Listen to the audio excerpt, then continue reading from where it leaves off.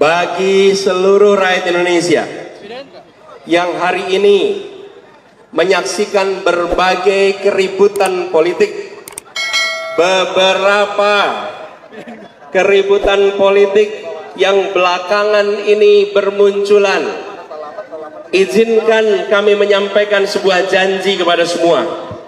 Dengarkan janji kami. Kami bukan hanya bertekad untuk menghadirkan keadilan. Kami bukan hanya bertekad menghadirkan kemakmuran. Kami bukan hanya bertekad menghadirkan kesejahteraan. Kami juga bertekad mengembalikan kewarasan dalam bernegara.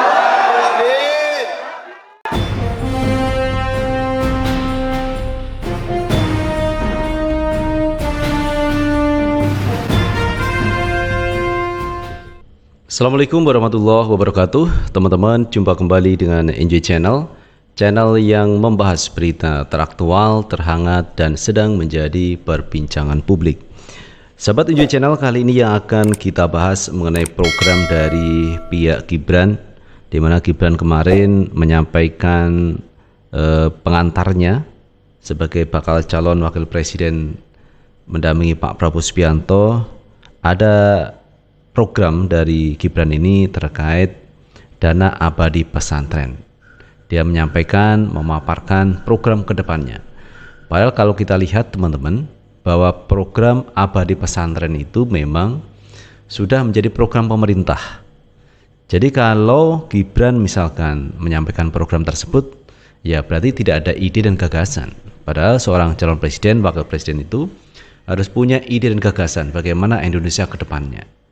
Kalau hanya copy paste dari program pemerintah, berarti tidak ada sesuatu yang baru dari pasangan calon presiden Prabowo dan Gibran di 2024.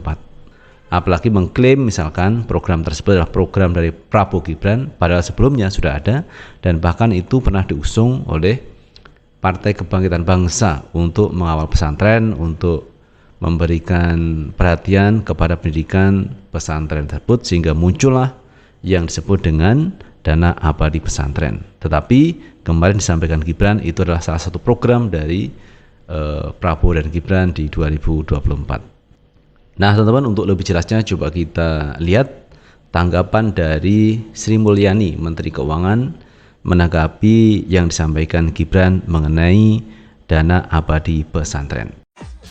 Dana abadi pesantren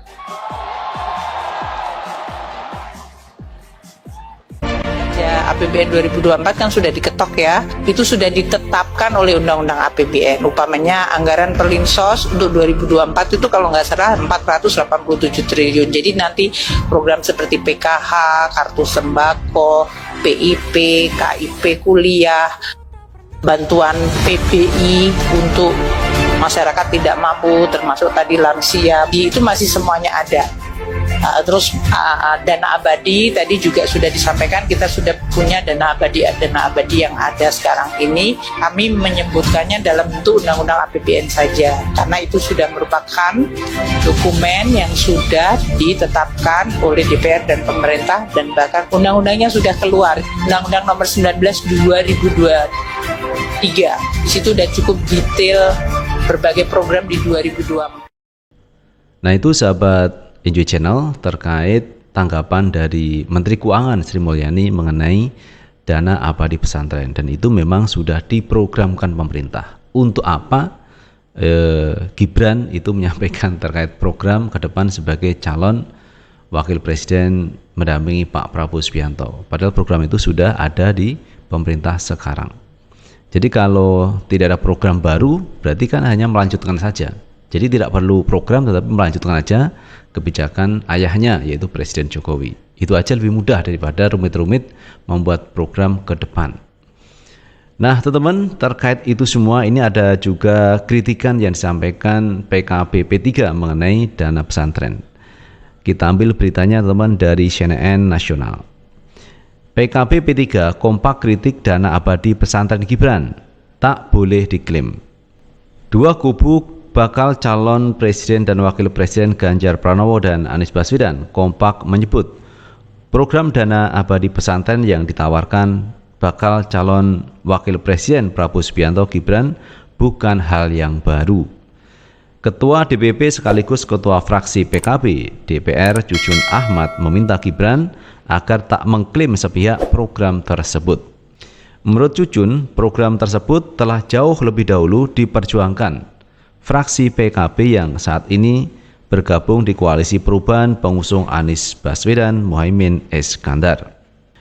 Pasangan capres yang akan bertanding tidak boleh mengklaim begitu saja setiap program yang sudah menjadi kebijakan nasional tanpa melihat sejarah lahirnya kebijakan tersebut, kata Jujun dalam keterangannya Jumat 27 Oktober 2023. Menurut dia, program dana abadi pesantren merupakan warisan politik anggaran fraksi PKB yang kemudian tertuang dalam Perpres nomor 82 tahun 2021 tentang pendanaan penyelenggaraan pesantren dan Perpres nomor 111 tahun 2021 tentang dana abadi di bidang pendidikan.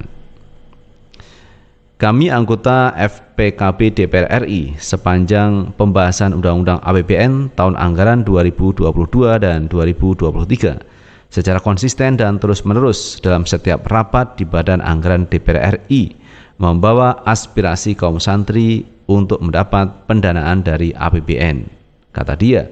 Dia menjelaskan dana abadi pendidikan, termasuk di dalamnya dana abadi pesantren, merupakan dana yang diakumulasi dari alokasi anggaran pendidikan tahun-tahun sebelumnya sebagai dana abadi pendidikan. Dana itu ditujukan untuk menjamin keberlangsungan program pendidikan bagi generasi berikutnya, termasuk pendidikan pesantren dan pendidikan keagamaan. Dalam APBN 2023, kata Jujun, pemerintah telah mengalokasikan dana abadi di bidang pendidikan sebesar 20 triliun rupiah, termasuk di dalamnya dana abadi pesantren dan dana abadi pendidikan sebesar 10 triliun.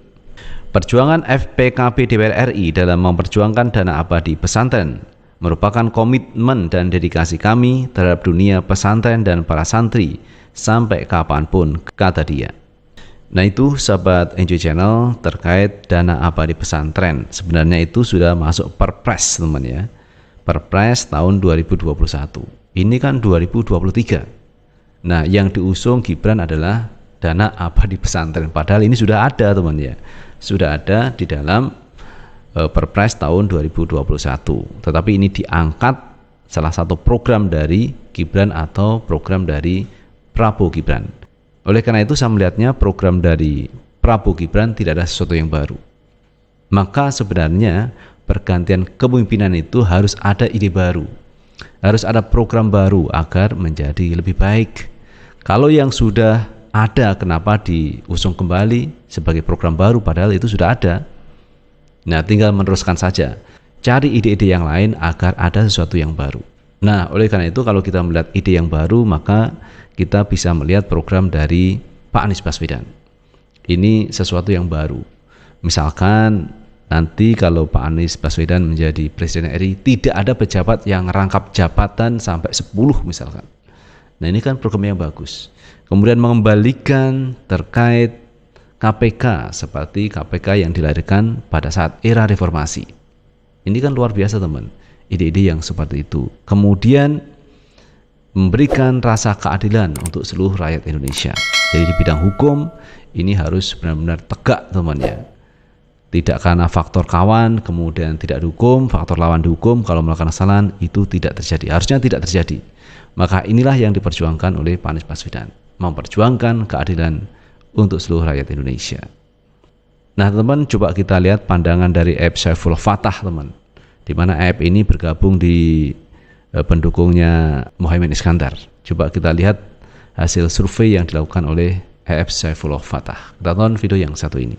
Para pendukung Pak Jokowi jangan salah paham ya. Saya kira Anda simpan dulu kemarahan, emosi Anda, dan jangan menganggap pembicaraan ini seperti Anda menganggap percakapan tidak bermutu di medsos. Tidak bisa. Nah, saya mau tunjukkan satu contoh dari survei yang kami lakukan. Jadi ini bagian dari rahasia sebenarnya? Bagian dari rahasia, tapi atas nama etika, saya minta izin ke netizen. Ini luar biasa. Bukan rahasia. Ya. Mari kita lihat penilaian mereka atas keadaan. Ini ngeri nih. Ini yang nggak pernah disampaikan. Ya, nomor satu, harga kebutuhan pokok makin tinggi dan tidak terjangkau. Berapa persen yang mengatakan ya setuju dengan pernyataan ini? 92,6%. Hampir 100% ini. 92,6% orang Indonesia, pemilih kita di 32 provinsi mengatakan bahwa harga kebutuhan pokok semakin tinggi dan tidak bisa mereka jangkau. Yang kedua, banyak pejabat publik terseret kasus korupsi dan membuat kehidupan kami semakin sulit. Berapa persen? 89,5% yang setuju. Lain lagi, sulit mencari pekerjaan sekarang ini.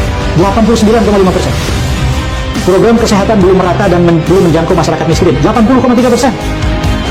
Pembangunan infrastruktur berkembang tapi belum merata sehingga belum memperbaiki kehidupan kami. 76,6%. Mereka mengaku bahwa sudah mau berkembang pembangunan infrastruktur, tapi catatan mereka belum merata dan belum bisa memperbaiki hidup mereka. Nah itu sahabat Enjoy Channel yang bisa kita bahas, dan terima kasih sudah menonton. Jangan lupa tetap like, subscribe, share, dan komen di channel ini agar kita bisa membangun channel ini menjadi lebih baik lagi. Sukses selalu. Assalamualaikum warahmatullahi wabarakatuh.